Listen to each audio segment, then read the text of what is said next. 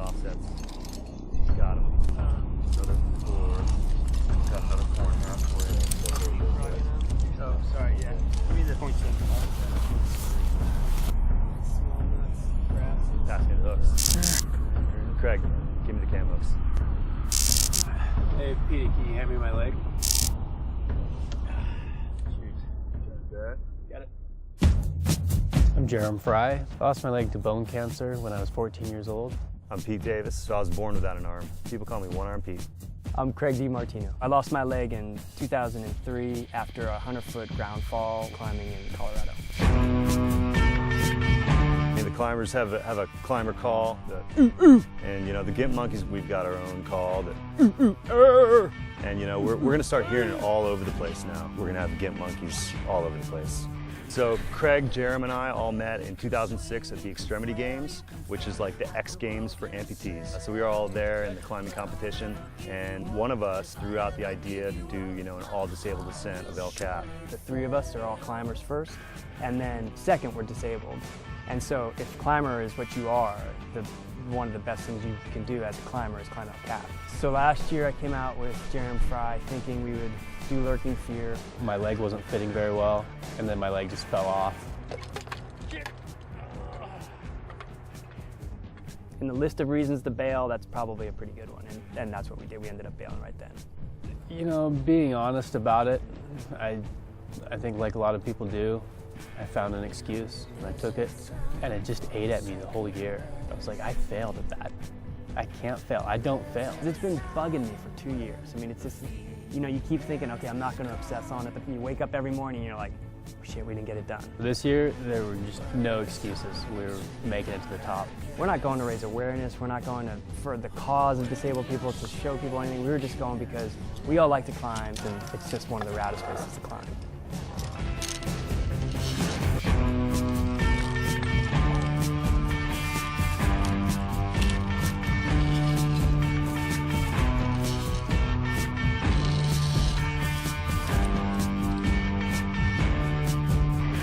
Pete is a character.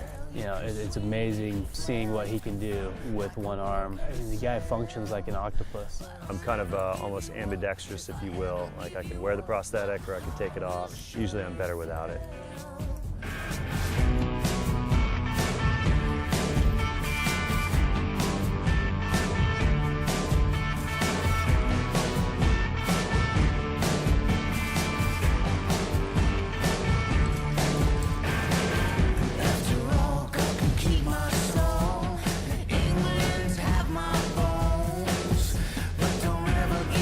Put a happy face on, get the right attitude, you know, and it's no big deal, man. You know, even when I was scared on lead, I could take a look around and be like, man, I'm on El Cap, I'm living large.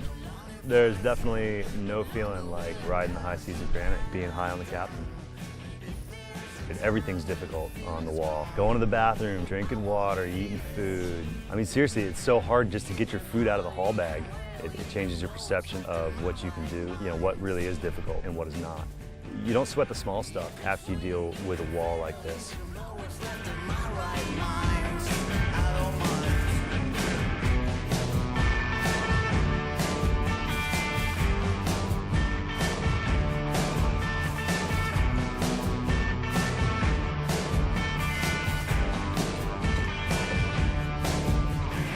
Craig is patient, mature, wise. He's the one-legged Gandhi. Craig is the one-legged Gandhi of big wall climbing. Our system and the world around us, they make it really easy for you to be disabled. The expectation goes down, and you can immediately take that excuse and go, well, you know what, I'm jacked up now, I can't do anything. But then you've let that situation win. And I didn't want my kids to see me do that. I didn't want my wife to see me do that. I didn't want to be that person who like sat on the couch. Well, I used to be a climber, I used to be this. I didn't want to do that. I mean, I wasn't thinking I'm going to go climb El Cap again, but I was thinking, I think I want to go climb again. And that's a decision. You have to make that choice and say, at the end of the day, I didn't want my disability to become an excuse for me not to follow what I was passionate about.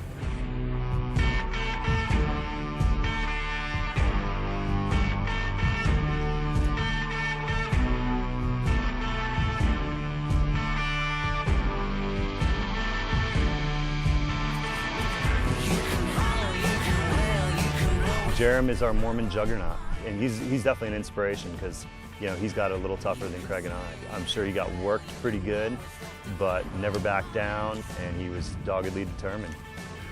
We're limited by our beliefs. I was limited by my beliefs last year, and this year, 80 feet up, I had that struggle. I didn't get a chance to train for it this time, and I was just like burning. I was like, I can't do 1,600 feet, 2,000 feet, and that was my time to bail or go. And I just decided I was going to the top, no matter what. I was not going to quit. It's all about attitude, and it's all about perception. What do you really perceive as hard? I feel like having one arm, it's a pretty minor inconvenience, really, and that's just my perception. And so that's allowed me to do a lot of things in life and not hold me back. The right attitude and one arm will beat the wrong attitude and two arms every time.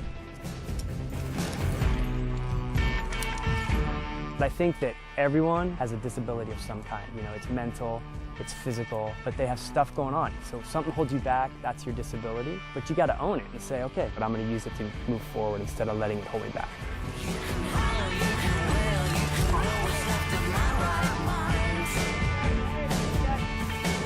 Finishing up the last pitch, I mentally was kind of over it, but there was never a point where I thought that we weren't going to do this. I knew that we were going to get to the top. It took us 4 nights, 5 days, not the speed ascent, but slow and steady wins the race. And this being the first all-disabled ascent, I expected that, but we got it done, and then topping out felt great. I can't even express how cool it was to pull up over that mantle and stand up on top with them, because you're just like, holy crap, man, we just got that done. I have never been this worked in my entire life. Most painful, most difficult, most incredible thing I've ever done. I think everyone is capable of great things, and I think everyone is capable of making excuses. But at the end of the day, I can't settle for just making excuses.